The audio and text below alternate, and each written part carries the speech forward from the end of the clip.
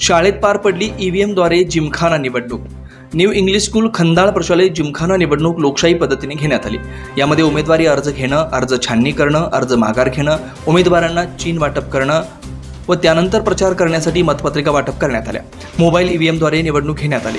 विद्यार्थी खूप उत्सुकतेने या प्रक्रियेत सहभागी झाले। क्षेत्रीय अधिकारी म्हणून मुख्याध्यापक श्री अरुणी येसरे, तर केंद्राध्यक्ष म्हणून निलेश पाटील, मतदान अधिकारी म्हणून चिदानंद होचगोंड, अण्णासो सुतार, सुदर्शन पाटील, धर्मगोंडा पाटील, धोंडेबा जाधव व आप्पासाहेब कोनूर यांनी काम पाहिलं। यामध्ये विद्यार्थी प्रतिनिधी म्हणून पार्थ घोडके, विद्यार्थी प्रतिनिधी म्हणून प्रियांका घस्ती यांची निवड झाली। शालेय मंत्रिमंडळात राधिका चिरमुरे, श्रवंती कडलगे, रुखसार मुल्ला, समीक्षा कोनोरी, अन्नपूर्णा मगदूम, कार्तिक चिरमुरे, विवेक मगदूम, साक्षी चिरमुरे, प्रतिभा अत्याळकर, अविनाश लक्यानवर यांची निवड झाली।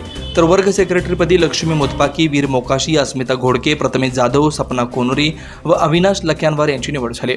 न्यू इंग्लिश स्कूल खंदाळ या शाळेत पार पडलेल्या निवडणुकीत पहिल्यांदाच मोबाईल ईव्हीएमद्वारे झालेल्या या मतदानात विद्यार्थ्यांनी उत्साहाने सहभाग घेतला व शाळेमधील नवे नेतृत्व निवडण्यासाठी सर्व विद्यार्थ्यांनी मतदान केलं।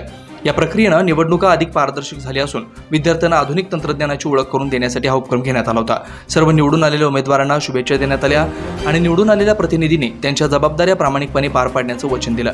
निकालानंतर गुलालाची उधळण करून जल्लोष केला। अशा प्रकारच्या तंत्रज्ञानाचा वापर केल्यानं विद्यार्थ्यांमध्ये लोकशाही प्रक्रिया आणि तंत्रज्ञानाचा साक्षात्कार होतो। शिवार न्यूजसाठी प्रतिनिधी सुनील दवणे, गडहिंग्लज।